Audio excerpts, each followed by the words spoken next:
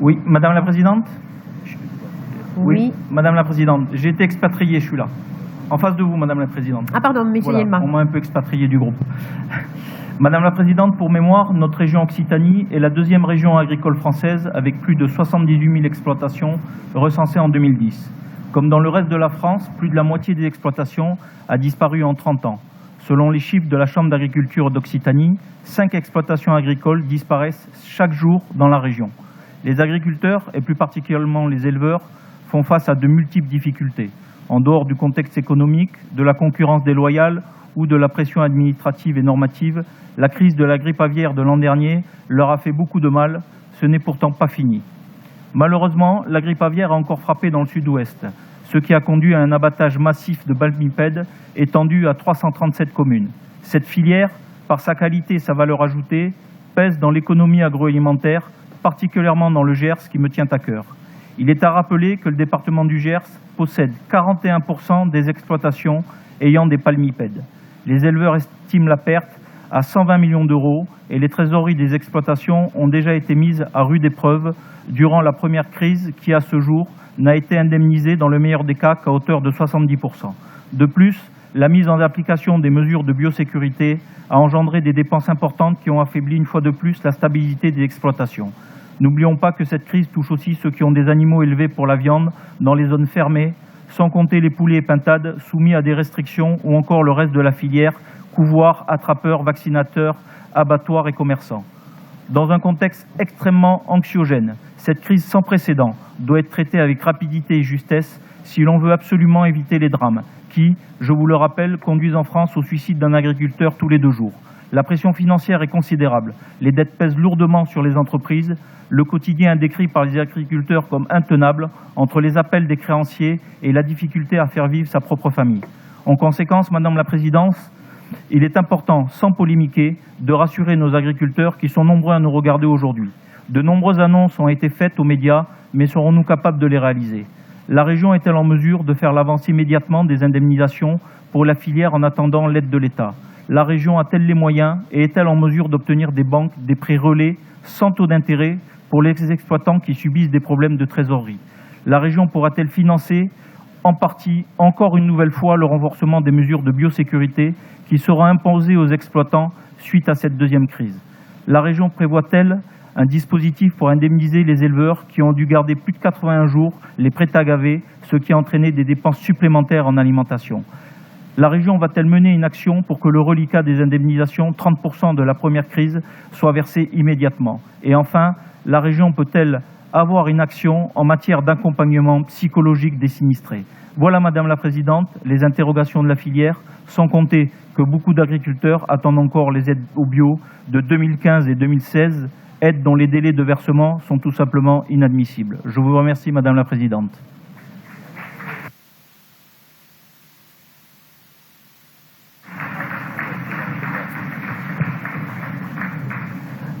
Vous demandez quand même à la région de prendre des mesures qui ne sont pas de son niveau de compétence, qui sont du niveau de l'État.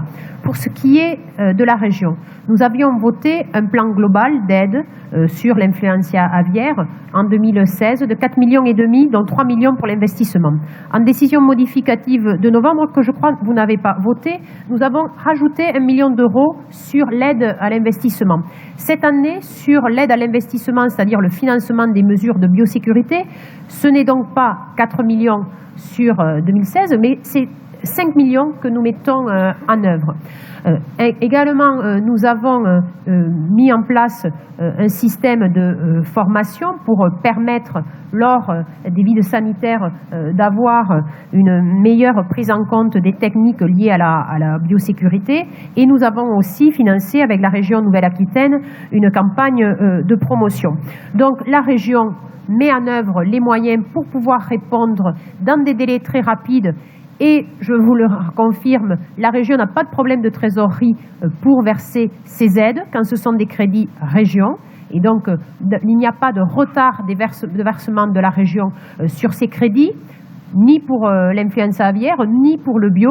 Concernant le bio, comme cela a été rappelé par mon vice-président et par moi-même à certaines organisations syndicales qui ont tenu des propos là soit inexacts, soit mensongers, ce sont des crédits qui sont délégués par l'État selon une procédure que vous connaissez, Osiris, qui est également dans une responsabilité État. Et donc, si la région ne verse pas ces subventions, c'est bien parce que les dispositifs nationaux ne sont pas mis en place.